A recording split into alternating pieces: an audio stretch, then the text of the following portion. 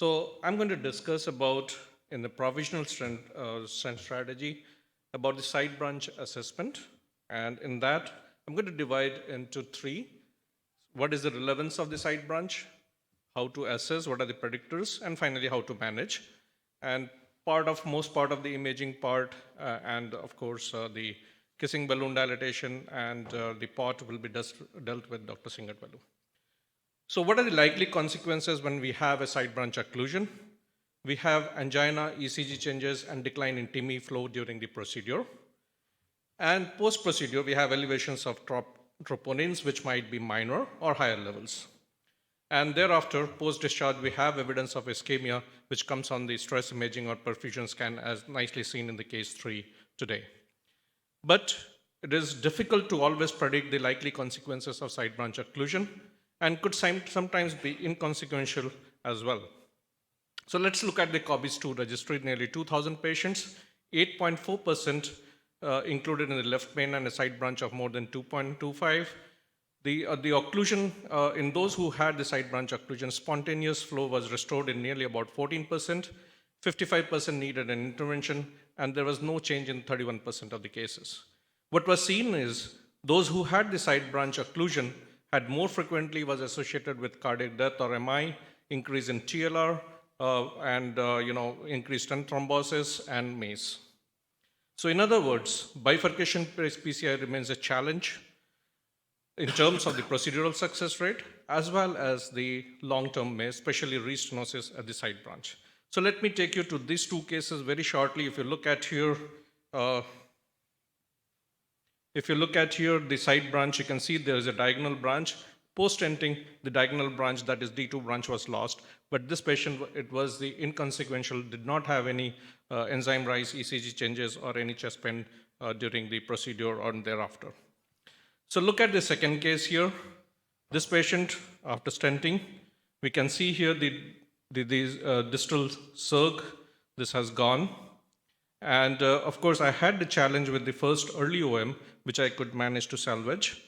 But what was very unanticipated is in this, after the LED stenting, the entire septal branches, which we usually most of the time we don't protect it, it was gone. And what it resulted in was an ST elevation. You can see here in the post procedures, and which lasted, and there was a significant rise in the CPKMB values and troponins. So the challenges are in bifurcation lesion, we have to wire and maintain an access to the side branch throughout the procedure. And once we have done a provisional stenting, again, there are sometimes difficulty in rewiring. There might be distortion of the main branch by the side branch dilatation. There may be inability to fully recover and scaffold the side branch ostium. And when two stents are used, there might be irregular overlapping and uneven distribution of the struts. What is also more important, and I'll just delve with one slide, is the compromised fluid hemodynamics secondary, and which can lead to actually stent failure. And all of this depends on the operator skill and the technical experience, how to manage these challenges. The tools, we need tools to assess the relevance of the side branch as a predictor of side branch occlusion. We need hardwares to make the procedure technically simple and straightforward. And we need skills to access the side branch, keep it permanently accessed, scaffold the branches with minimal metallic load, and ensure a proper drug delivery so that the outcome is the short and long-term outcomes are optimal, reducing the stent thrombosis and the instant restenosis. So what is clinically relevant side branch? Now this is very recently the bifurcation academic research consortium, which was published just last month. If you look at, and in terms of the left main, it's always the side branch that is circumflex, which is very important. When it comes to non-left main, we can assess by an angiography, imaging, CT, or sometimes myocardial stress test, which might include a pharmacological stress, perfusion SPECT, CMR perfusion, or a hybrid of all this. So what was defined in the 2018 ESC guidelines? This is for the prognosis. Whenever we have a large area of ischemia, we can detect by functional testing or an abnormal FFR, and this is a class 1 indication.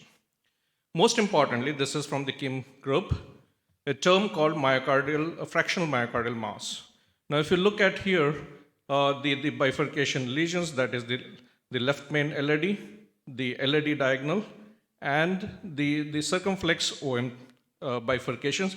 These are the one which had more than 10% ischemia. Otherwise, be it the D2 or the PLB PDA, most often they are inconsequential when we are trying to do it. This is a slide from the coup who presented in EuroPCR. Now, if you look at here, the diagonal branch, which was estimated to supply 15-20%, it was actually lost after the main vessel stenting and could not be retrieved. And such things can lead to angina, infarction, wall motion abnormality, or LV dysfunction. But interestingly, when you do a perfusion CMR, if you look at this was only 7.3%. So most often, what we find that ischemic width does not correlate with the depth of FFR. What does it mean? Now, if you look at here, the D2, the FFR is 0.51, while here in the bifurcation lesion, if you look at here, the FFR is 0.67, but FFR, the circumflex supplies much more wider area. Therefore, ischemic burden is not same as the supply burden. So, how do we identify clinically important side branch? It is very important that the first step, and the presence of ischemia does not guarantee its clinical relevance. An ischemia territory which is smaller than the anatomic territory in most cases, that's because of the collateral, and we need to train our eyes to pick up those, and we should not do too much as far as this goes. So what are the mechanisms by which the side branch closes? Mostly it is the carina shift or the plaque shift. Carina shifts are usually focal and elliptical compromise. They are functionally not significant in most of the cases, while in the plaque shift, it is the lateral dislocation of the plaque after balloon dilatation or stenting. What is more important in the plaque shift is there is increase in the plaque burden by whenever you stent the main vessel, while the plaque burden in the side branch remains the same. Now, this is a study by Kang group, and here what was found that in the provisional single stent crossover, most of the time there was a reduction, more than 10% reduction of the MLA in the circumflex, but the outcome was not affected. While in the non-left men, again, there was more of carina shift. And if you look at here, isolated carina shift is responsible for 55% of the cases of side branch occlusion, while it is only 45% where there is a combination of plaque and carina shift. But if you look at the FFR findings, when there is an isolated carina shift, it's hardly important. Most of those with carina shift, there are hemodynamically not significant. Plaque shift is the most important, and the predictors for that are the plaque burden or the carina, and also the bifurcation angle. Now, sometimes stenting actually causes some kind of flow disturbances, and these are, if you look at the early atherosclerosis, this is because of the low wall stress, which actually starts from the outer wall, but then eventually becomes a concentric involving the complete ostia. And therefore, the technique of the stent deployment is very relevant as far as early atherosclerosis is concerned. So what are the predictors of the side branch occlusion? Prediction of the side branch occlusion can improve the outcome. However, there are no large-scale studies which has investigated this issue. If you look at the COBIS-2 registry, these are the pre-procedures indicators. If you have a side branch ostial narrowing of more than 50%, the length of the side branch, the diffuse disease, and if the proximal main branch has some stenosis, more than 50% by IVUS, acute coronary syndrome, again, side branch wiring helped in jail recovery, but what was seen here, the bifurcation angle was not very relevant. We have V-resolve. This again, there are some validated scores, 6 criteria, that is plaque distribution, the TME flow grade, the pre-procedural diameter stenosis of the bifurcation core, the bifurcation angle, the diameter ratio between the main vessel and the side branch, and the diameter stenosis of the side branch before main vessel stenting. If you have a low score, there is a less risk of vessel closure. Higher the score, more chances of closure. Does physiology play any role in identifying? Of course, physiology is very helpful in as far as the assessment of the intermediate lesion is concerned in the main vessel, but as when we assess the side branch, usually sum of the main vessel and the side branch stenosis. So pressure wire should not be jailed, and after main vessel stenting, FFR is very much visible. We should assess that to assess the hemodynamic significance. The IVUS predictors of carina shift, you can look at here the clear-cut documented the eyebrow sign, and it has completely occluded the side branch. As far as other imaging predictors, OCT, the carina tip angle, and the branch point to carina tip length, again, these are very significant predictors. Distribution of the calcium, it is again, if it is in the contralateral wall, it can have a carina shift, but the distribution of calcium at the side branch is more concerned with the plaque shift of the occlusion. So what are the strategies? And I think more and more discussion will go on. In provisional strategy, it is very important to wire the branch. Jail wire technique helps you to retrieve the side branch if it is occluded, which was shown in the Cobb's 2 trial. Whether it be an inverted or a classical provisional strategy, and pot and the kissing balloon whenever needed. There are other techniques like jail balloon technique. For the want of time, I'm not going to discuss this, but again, if you have a non-inflated or partially inflated balloon in the side branch, depending on whether the side branch is diseased or not, you can always salvage and protect. And EBC main also adopted all this technique, but only about 25% of the cases needed an upfront two-stent strategy. Most of them were manageable by provisional strategy. So where it cannot be managed, whenever there is a risk of side branch compromise because of the osteostenosis or the narrow angle, or if it is difficult to assess the side branch or the length of the disease of the side branch is more than 10 millimeter, we go for an intentional two-stent strategy. Otherwise, most of them can be managed with the provisional side branch strategy, and we can have a bailout procedure whenever needed. In the definition trial, if you look at it actually divided in those who are at risk, we had a major criteria and minor criteria.